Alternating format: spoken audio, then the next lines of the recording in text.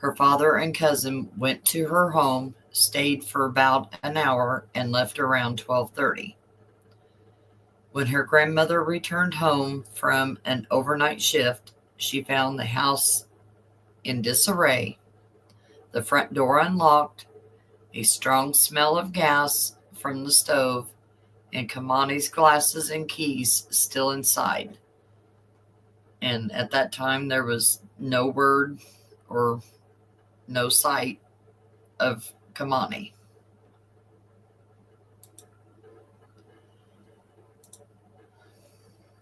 Yeah.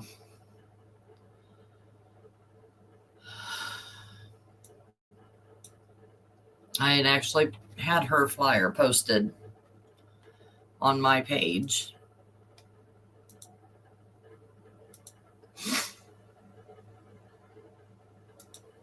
Okay.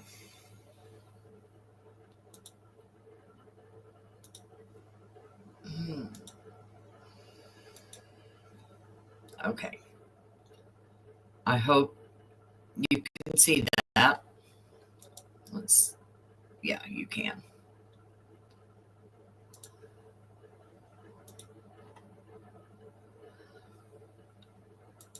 SWAT team will go out looking for you.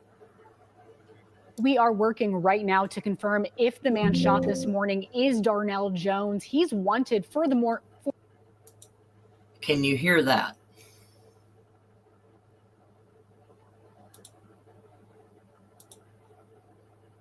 I gotta go back to comment. Sorry. I hope everybody can hear this.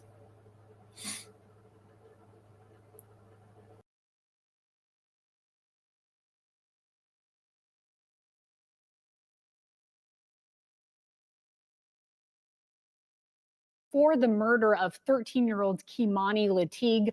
We'll keep you updated as we learn more. And just a short time ago, our Silver Barker exclusively interviewed Keimani's grandmother and legal guardian, and then Keimani's aunt. Here's what they both had to say. So my first question for you, yesterday,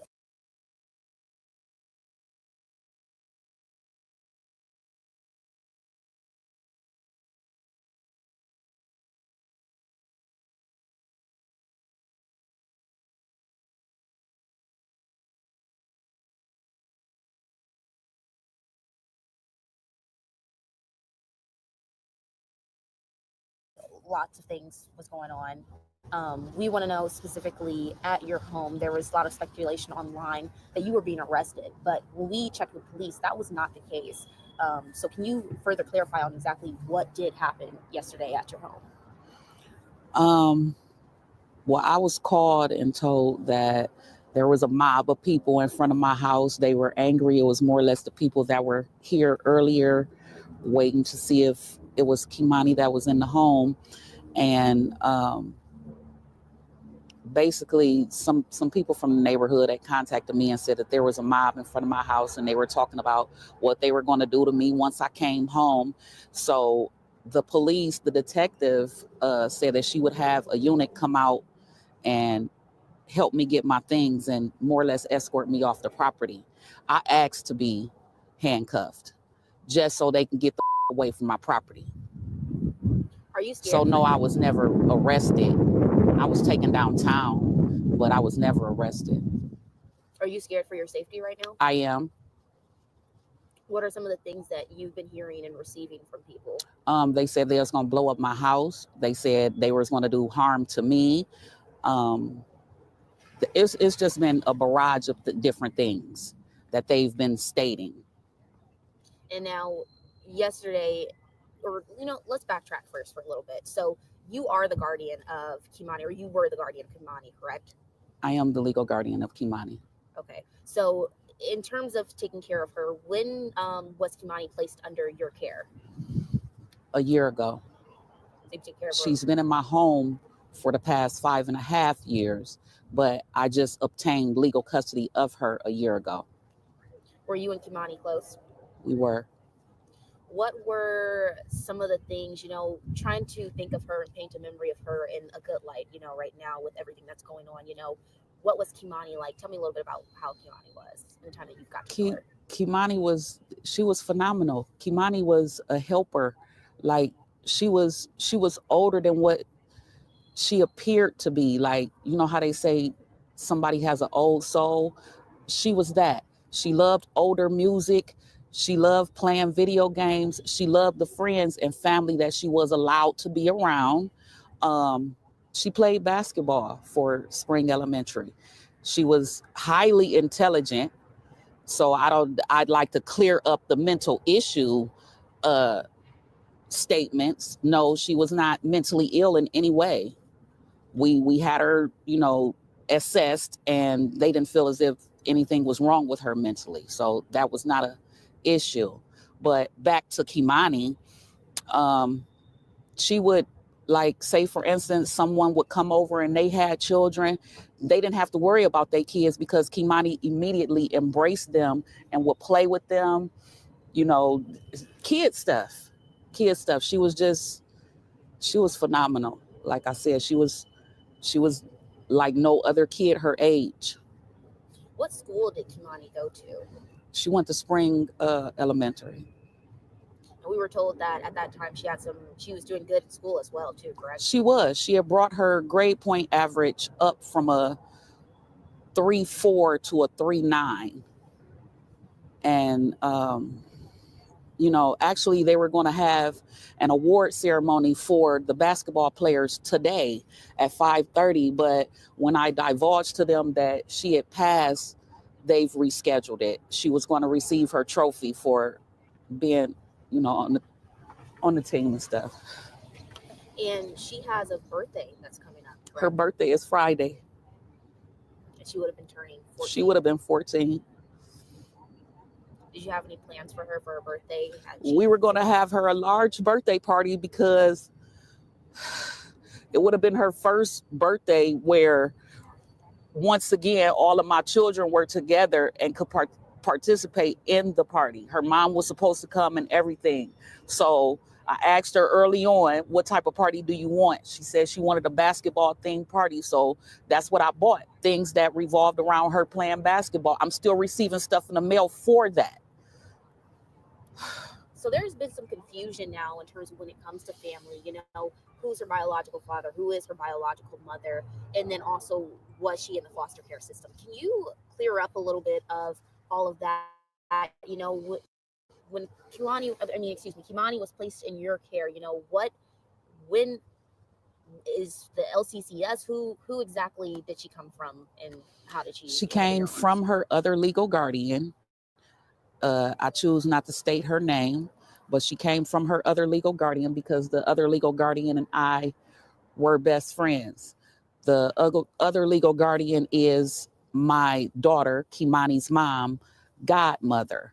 And we had already discussed early on, because she's been with this person since she was 9 months old. My daughter has never really had custody of Keimani. So she's been with this person since she was 9 months old until, like I said, maybe 5.5 years ago. Now, off and on, this person, we would interact and, do different things with her, for her, or I would contact her and tell her, well, I need this, or Keimani would like that. And she would come by and oblige, and we would commence.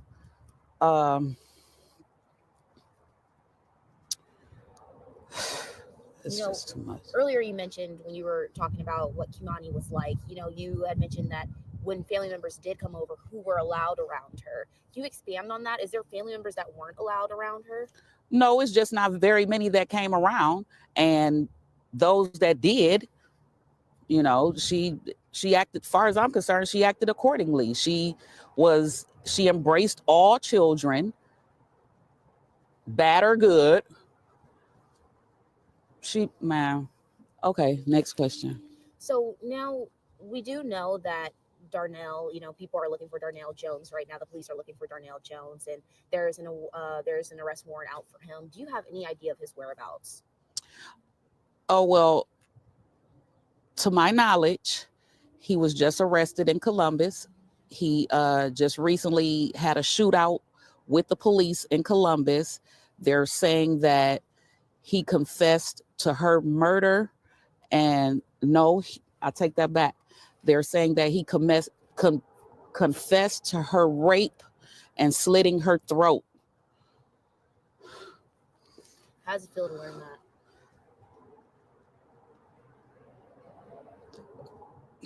I can't even say. You know, as the police report mentions, Keimani was last seen with Darnell. You know, do you have any regrets of letting Keimani go with, as you're her guardian, do you have any regrets of letting Keimani go with Darnell? I do. Only because, like I said, I feel deceived. I feel like this was pre-planned. I feel like you meant to do this. I feel like you was grooming her. When you say grooming her, is there things that you saw before this leading No, up? I never saw anything out the ordinary. But when molesters decide to choose prey, they groom you first. So they give you gifts. They try and make you comfortable with them. They try and say little things to you that you and they can keep secret. And then eventually they pounce. And that's how I feel that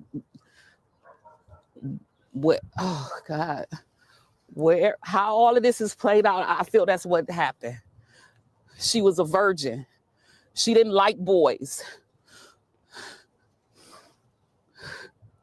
There's also comments, and we're just trying to address those and get those addressed. But there's comments online and speculation again that, you know, Keimani, her home situation, she was abused. What do you have to say to that?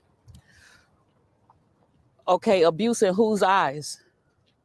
Because she was not abused. Yes, she was chastised whenever she was wrong or did things wrong. Other than that, she was not abused. She was not just whooped for no reason or just because I felt like it. I've went through this twice because the school system had contacted CSB on her behalf when she went to Bennett Academy. And they came in, they did a case study and closed it. They've stated there's a way to chastise children without physically harming them. And you need to whoop them on their behind, nowhere else. So, okay, with that in mind, I knew that. So she didn't have like bruises all over. How long ago was that when they came into your home? I would say the latest, it was approximately 7 months ago. And so you say the latest. So was it a few times that they came into your home? It was twice total. So twice total that they came into your home. Check. Okay. And it was all for like you mentioned, what you just said earlier. Yes. Explaining. Okay. Yes. Okay. Now, in terms of, you know, this whole situation, so you were not arrested, correct? And that's Correct. what, you know, a lot of people seem to think as they saw you going out in custody. That's what you asked for, correct? Yes. Right. Okay. So my first question for you, can you tell me your relation to Dorothy? I'm Dorothy's second oldest daughter. I'm Keimani's aunt. My name is Sanika. I live in Indianapolis. All this that is going on is devastating. You wouldn't think that, you know, you see it happen around the world, but when it hits close to your heart, you really just be thinking like, did I do something wrong? Did I fail her? She didn't have the life to live that we have got to grow and live. She was only 13. So to know that somebody that I trusted, which was her father, to come through and deceive us just to get to Keimani in some sexual way or a harmful way, that hurts me to the fullest. And the point I feel like I failed her, me as being her aunt, a person that she could run to and tell anything and everything to. That was my girl. That was my baby. And to hear all of this, to know all of this, and to be going through all this and hearing it for as long as that it went on, it's very devastating. I see so many people that are supposed to be my family that's going against my mom and me for that instance, and saying like, oh, you know, she failed her, she had something to do with it, she had this and that. It doesn't matter at this point. For right now, and until we get justice for Keimani, it's all about Keimani. What I would like to say is there's a lot of people on the internet starting GoFundMe's, and that's not what we need right now, because it's not what Keimani needs. The funeral home has objected to say that they're going to come and pay for everything, so there's no need for any GoFundMe pages, any of that. Everything is being taken care of that needs to be taken care of by her family, her immediate family.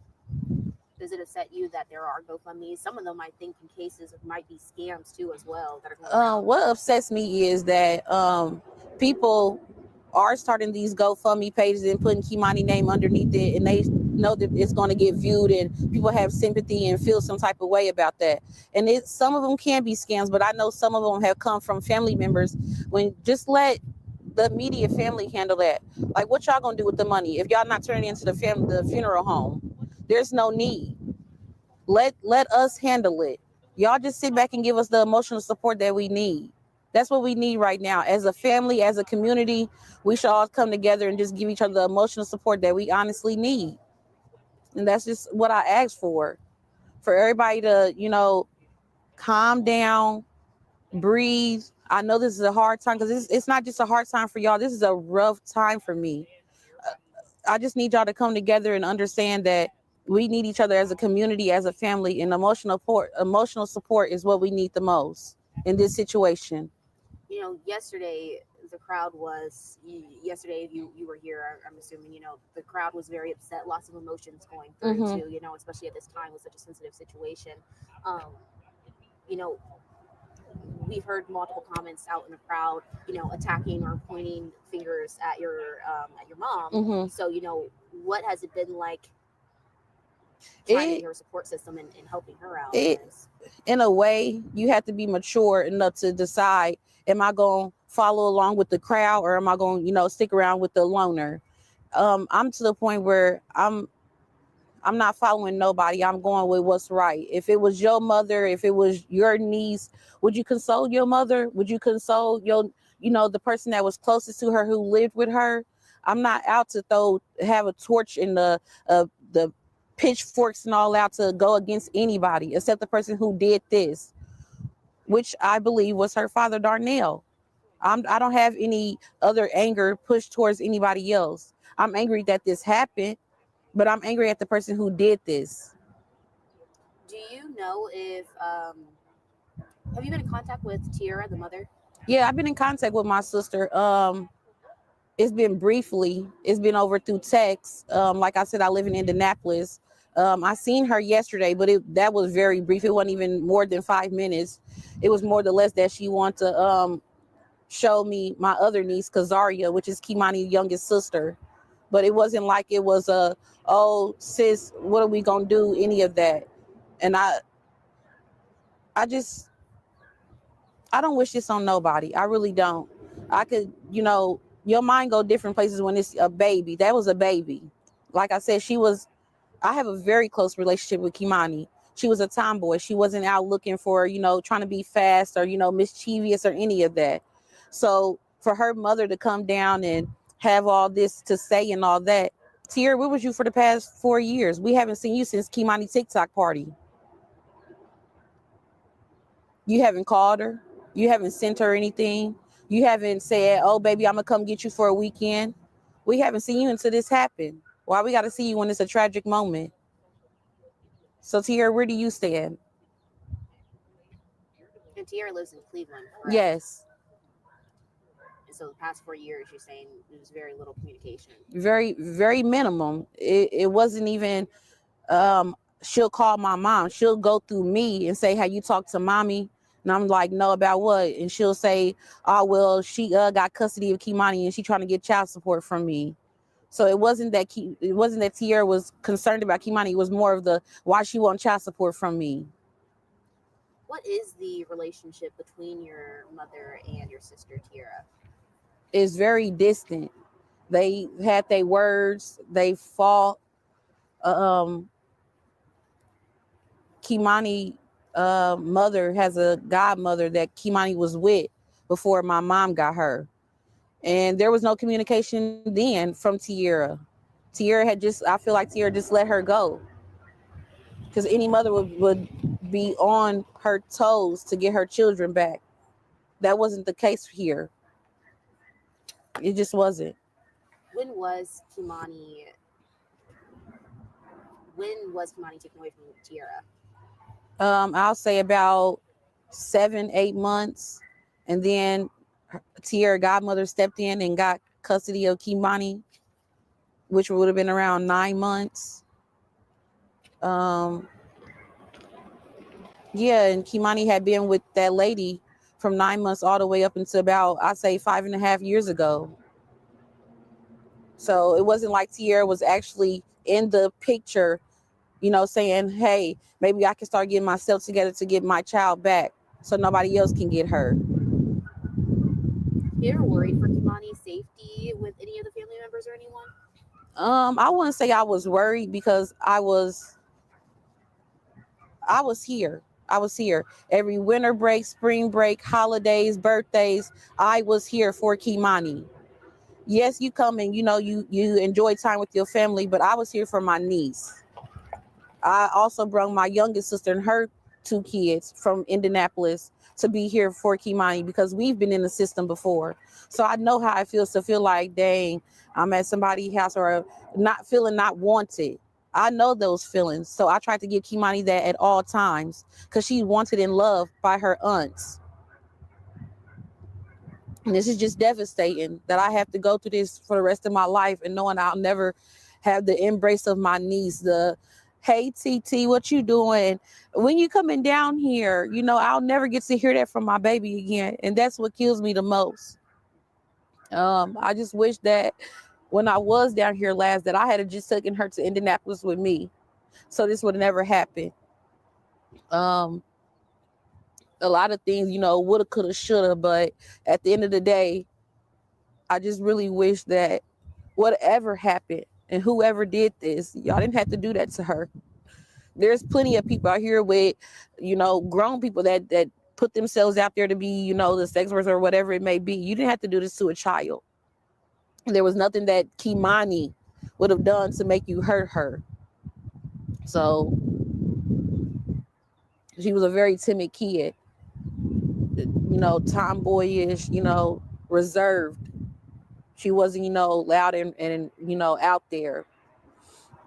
So it's just devastating that me and my family have to go through this. Is there anything else that you would like to add at this time in the interview? Anything else that I didn't ask, maybe? I just want people to understand that family is family. And at the end of the day, don't be so eager to go against your family. Talk to your family and talk to the children. These children may be scared to talk to the parents about things that's going on or what may be going on because they feel like they may get in trouble. But make it known that to your kids that you can talk to me. Make it very open. You can talk to me about any and everything. Because that's what these kids need to hear nowadays. Instead of going on social media and talking to somebody over social media about it, like he did this or she may done that. Talk to your family because they can handle. They're the adults. They're supposed to handle it. So yeah, and it's forever Keimani.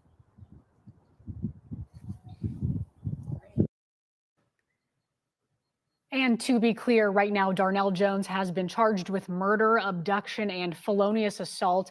There have been no criminal charges filed regarding any sexual crimes at this point. We also just got information about Keimani's cause of death. The Lucas County coroner says she died from multiple incised wounds of the neck. She was pronounced dead shortly after noon yesterday. We'll have much more on this breaking story throughout the day. Until then, thanks for joining us on WTOL 11+.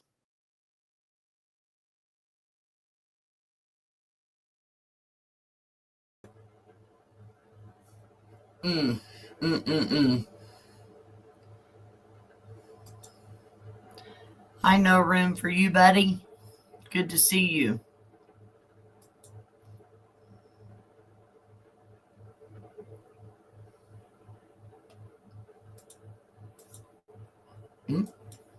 Hi, here we go.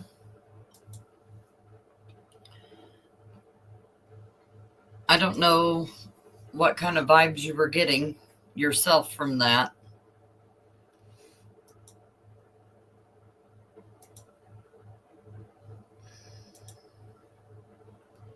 Okay.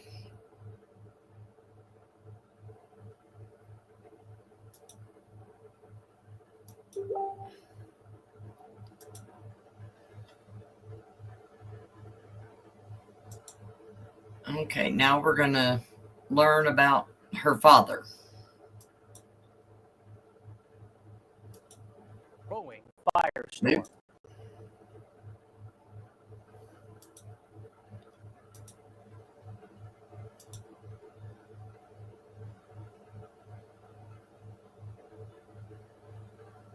Now. Right now at 5, the search for a father accused in the brutal murder of his teenage daughter in Toledo ends here in Columbus. We were there moments after police were called to Denison Avenue and shots were fired. Here was a look at where this all happened right around 10 o'clock this morning. It is right at the corner of Denison and 2nd Avenues, right there in Victorian Village. Columbus police identifying the suspect as Darnell Jones, who also goes by Darnell Ogletree. This is video as he talked with a reporter from our station in Toledo about the disappearance of his daughter last week. We have that live team coverage right now. Lisa Rontala here with the horrific details of the homicide investigation. But we're going to start right now at 5 with Steve Levine with details about what happened this morning between police and that suspect. Well, the shooting happened right behind me this morning here in Victorian Village. Police say Jones, after he was shot, was rushed to the hospital and taken into surgery. He is expected to be okay. SWAT officers were not wounded in this gunfire. And tonight, investigators trying to figure out exactly what happened moments before this shooting. Crime tape wraps around this intersection in Victorian Village Tuesday morning after gunfire is heard by neighbors. I heard clearly pop, pop, pop, pop, pop, and people talk. It sounded a little bit like fireworks. Columbus police tell us SWAT officers came into contact with Darnell Jones, wanted out of Toledo, at this intersection at Denison and 2nd Avenues.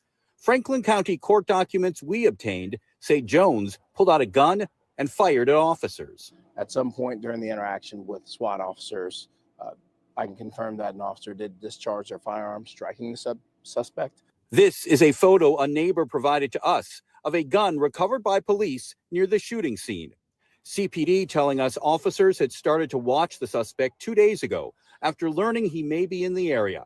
Investigators now trying to determine what brought Jones to Victorian Village. That is one of the things that investigators are actively trying to determine right now, because we don't believe there's any reason for him to be in this specific area in terms of knowing someone or trying to engage in any additional criminal activity. The Ohio Bureau of Criminal Investigation now taking over the shooting investigation because it involves a Columbus police officer. Neighbors here now waiting to learn what happened. Living down here in the metro, small petty stuff happens. I mean, they're very surprised this happened on our corner. I did learn that body-worn camera did record the shooting, and police say it could be released and made public as early as tomorrow. We did reach out to Police Chief Elaine Bryan, requested a one-on-one interview to discuss this with her. We're waiting to hear back. We're live here in Victorian Village. Steve Levine, ABC 6 News. Steve, thank you very much. Prosecutors up in Toledo filed murder charges on Darnell Jones back on Monday after his 13-year-old daughter disappeared earlier this month. ABC 6 On Your Side investigator Lisa Rontala is doing a deeper dive into that case. Police are calling this absolutely horrific. Police in Toledo discovered the body of 13-year-old Keimani Latigue just over 24 hours ago. They say her father was the last one to see her alive. He even admitted it to reporters last week during a family search for the teen. Featured on a missing persons poster out of Toledo, 13-year-old Keimani Latigue. And standing next to her grandmother, who was her legal guardian last week, Keimani's father, Darnell Jones, who also goes by Darnell Ogletree. Police say he was the last person to see his daughter alive. I came over here because she said that if it seemed like somebody was trying to break into the house. After Keimani's disappearance Sunday, March 16th. Me and my cousin, we sat over here and we left around like 12:30-ish. Police say Jones continued to change his story regarding the activities with his daughter and whereabouts. They charged him with abduction Sunday of this week and found the teen's body in a burned out home the next day. This case is one of the most horrific cases I ever heard. According to Police Union President, Columbus Police Lieutenant Brian Steele, Toledo Police sent CPD an alert this week that Jones could be in the area. This is a 14-year-old that was murdered, raped, had her hands cut off, and her throat almost cut off. This is an absolute animal that came into our town. The Lucas County coroner just determined cause of death for 13-year-old Keimani to be deep cuts to the neck. Court documents out of Franklin County indicate Jones opened fire on Columbus police this morning, causing them to fire back. Jones has been charged with felonious assault and is scheduled to face a judge in Columbus tomorrow. On your side, I'm investigator Lisa Rontola. Your side tonight with a desperate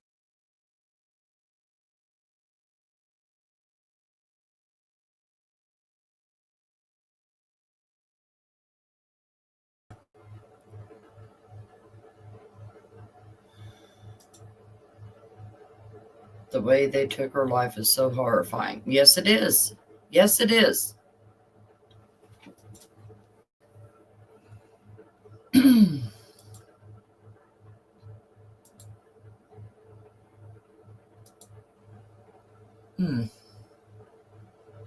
So, how do you guys feel?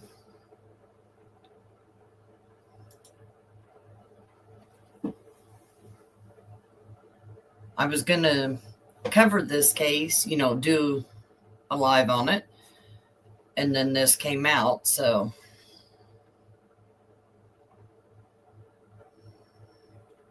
I don't know. I have questions for the grandma, for the aunt.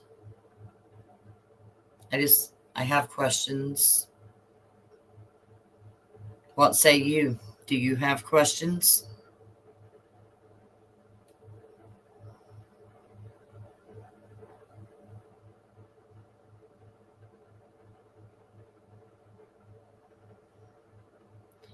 Yeah, I think there's more to this too. Because, let's see if I still have something else pulled up. Let's remove that.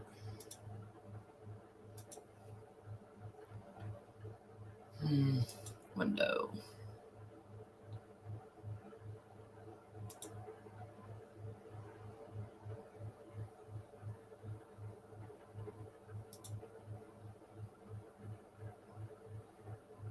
Oh, sorry about my bingo game if you saw that.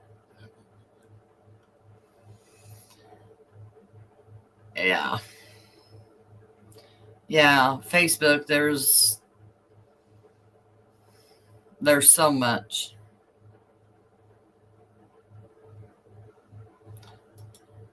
Here's what the house looked like. Where, like Eric said, they was making a memorial. But the house is going to be torn down. So I hope they got everything out of there that they need. Just saying.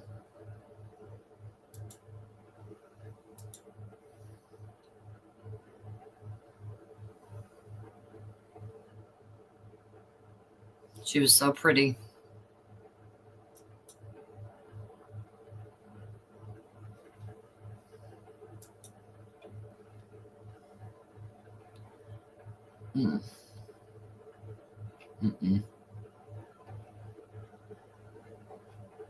But you can just put in her name in Facebook and you can see all this.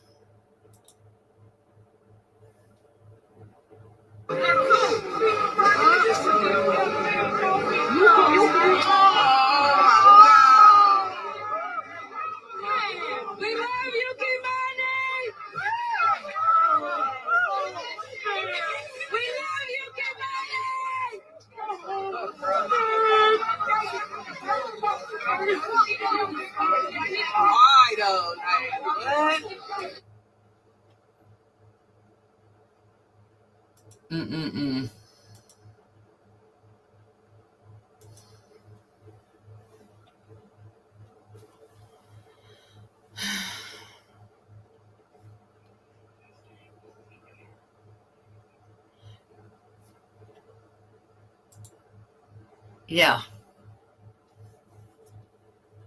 And I guess I don't know if, from what I've came across so far, she was turned in 3 times to CPS in Toledo. I don't know about him.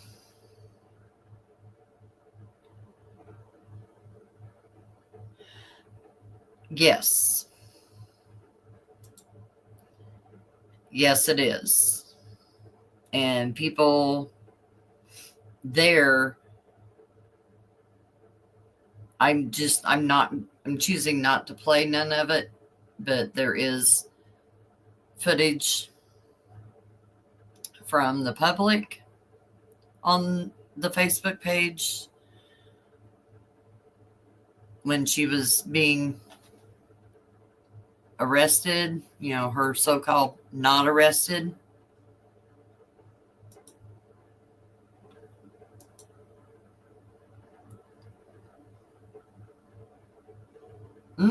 I haven't come across that. But I haven't dug a whole lot on this. But you guys are smart. You can figure it out too.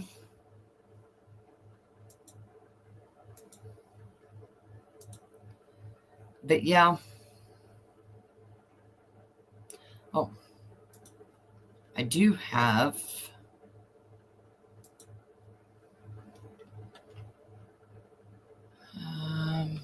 where did I save it?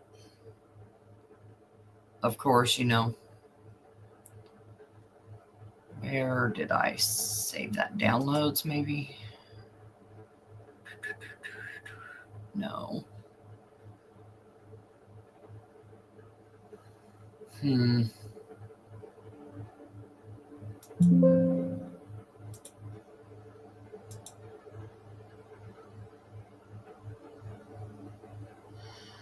Downloads. Did it go there? No. It seems all one-sided convo with someone that held her for ransom. Oh.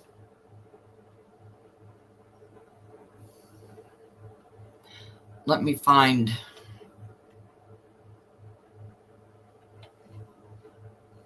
the affidavit.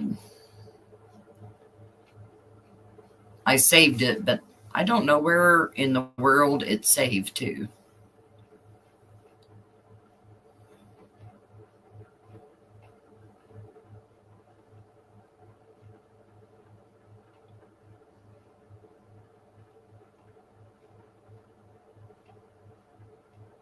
But I'm still looking, so hold on.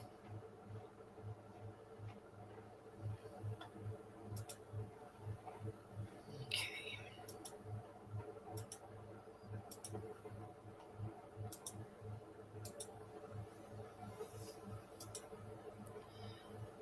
And here is the affidavit for Darnell Jones. Also, Ogletree.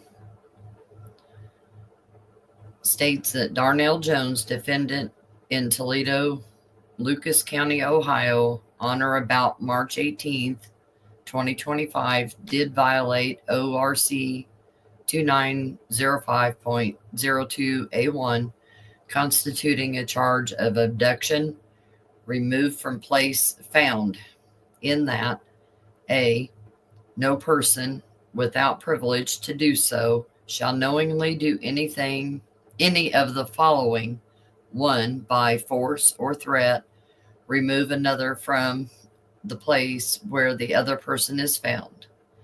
2, wit, the defendant, Darnell Jones, did remove, and we know that's Keimani, from without the consent of her guardian, the grandma. The defendant was the last person with prior to her going missing. The defendant gave officers inconsistent statements about his activity with the victim, and their witness statements are in their whereabouts. This did occur in Toledo, Ohio, Lucas County.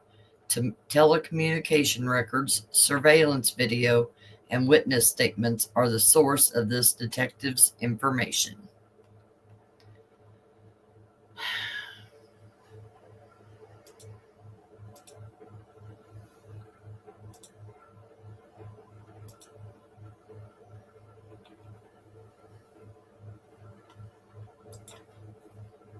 Oh, really?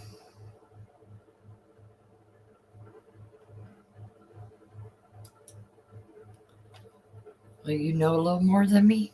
But like I said, I haven't done a lot of diving on this, so I was working on it to do a live over, and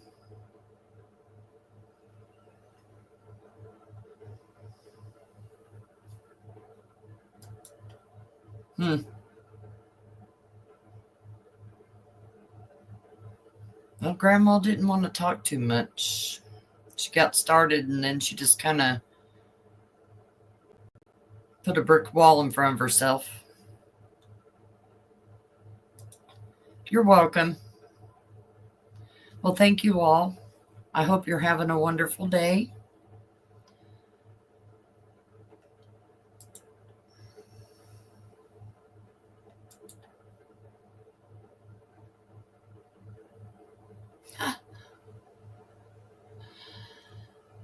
You want me lost in the weeds, huh?